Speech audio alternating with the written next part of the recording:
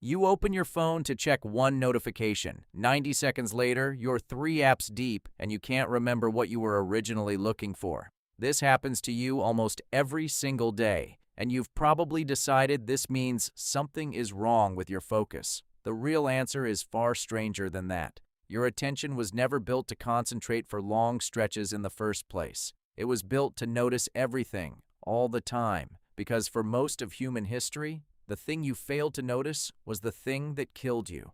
Start with a simple fact about how your attention actually works. It doesn't rest. It scans. Every few seconds, your eyes and your mind flick toward movement, toward sound, toward anything unexpected in your environment. You've probably experienced this as a flaw, a weakness, something to be disciplined out of you with willpower and productivity apps. But what if it isn't a flaw at all? What if it's a feature that used to save your life, running in a world that no longer needs it? Go back further than screens.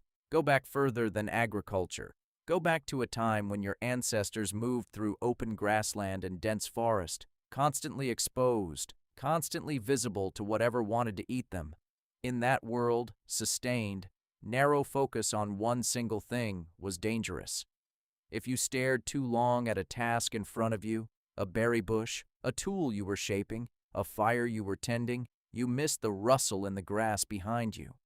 The humans who could hold total, tunnel vision focus for hours were not the ones who survived to pass on their genes. The humans who scanned constantly, who noticed the smallest flicker of motion at the edge of their vision, were. There's a researcher whose work makes this almost eerily specific. Lynn Isbell, a primatologist, proposed something called the snake detection theory, arguing that the unusually sharp visual attention systems in primates, including humans, evolved specifically to spot camouflaged predators like snakes in cluttered environments. Her research suggests that the visual cortex itself, the part of your brain responsible for what you notice and how fast you notice it, was shaped by millions of years of scanning for exactly the kind of subtle, half-hidden movement that could mean a predator was close.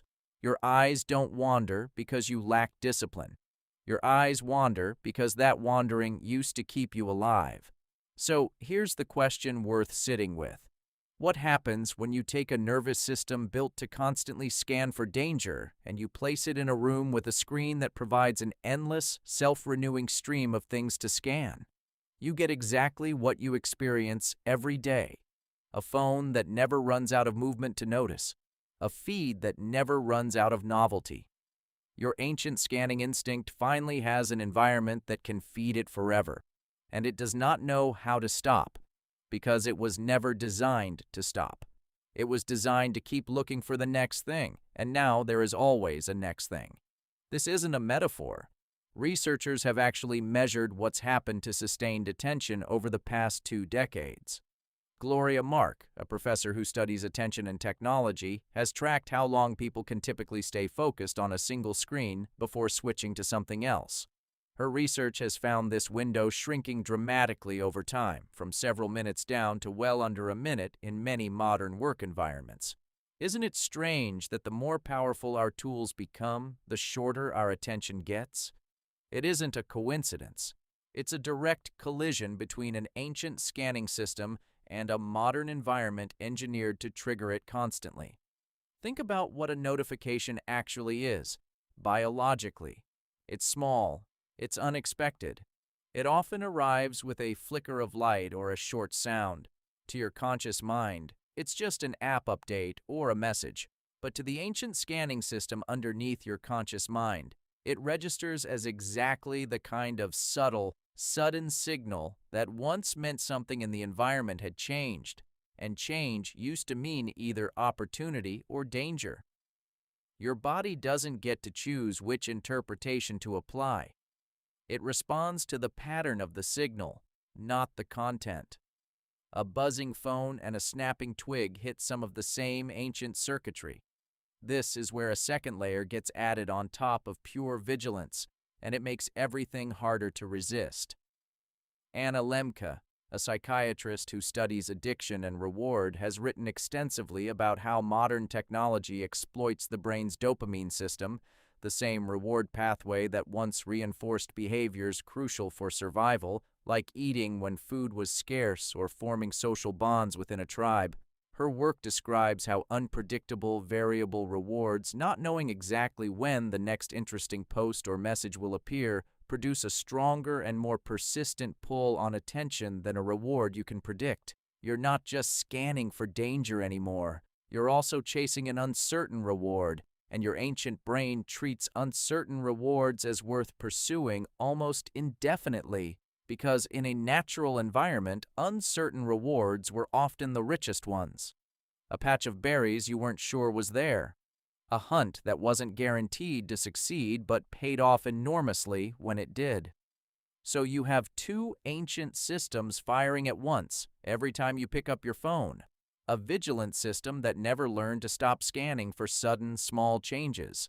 A reward system that never learned to stop chasing uncertain payoffs. Neither system knows it's being triggered by a rectangle of glass.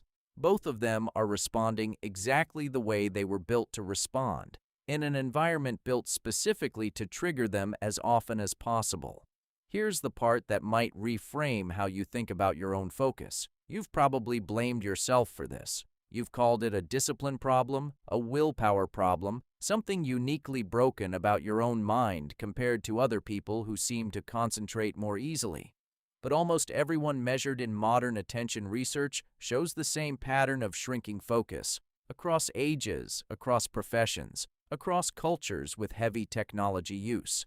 That's not what a personal character flaw looks like. That's what a mismatch between ancient wiring and a novel environment looks like, happening to an entire species at roughly the same time. Think about how differently focus worked for your ancestors. A task like making a stone tool or tracking an animal across terrain required real, sustained attention, sometimes for hours. But that attention was punctuated by constant, brief scanning breaks built into the environment itself. Wind, birdsong, distant movement. The environment naturally interrupted long focus with small, informative pauses, and then let the person return to the task.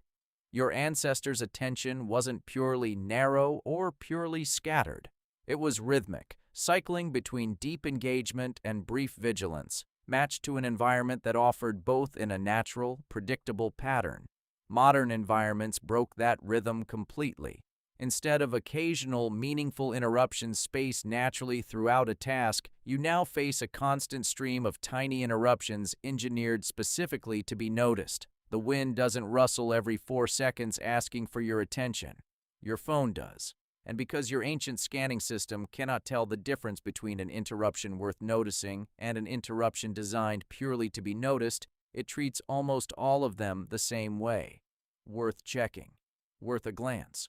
Worth breaking focus for. So what do you actually do with an attention system built for open grassland, dropped into a world made of glowing rectangles?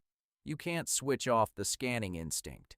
It's not a switch. It's the architecture your entire visual and cognitive system was built around over millions of years, long before your species had a name for attention at all. But you can change what you feed it.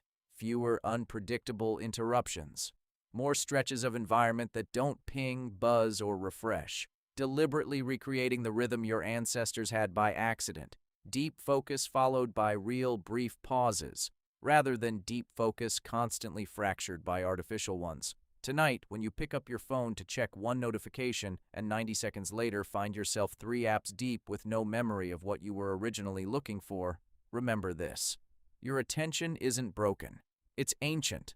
It's still scanning the grass for movement, still watching for the flicker at the edge of your vision, still doing exactly the job it was built to do, in a world that never stops giving it something new to find.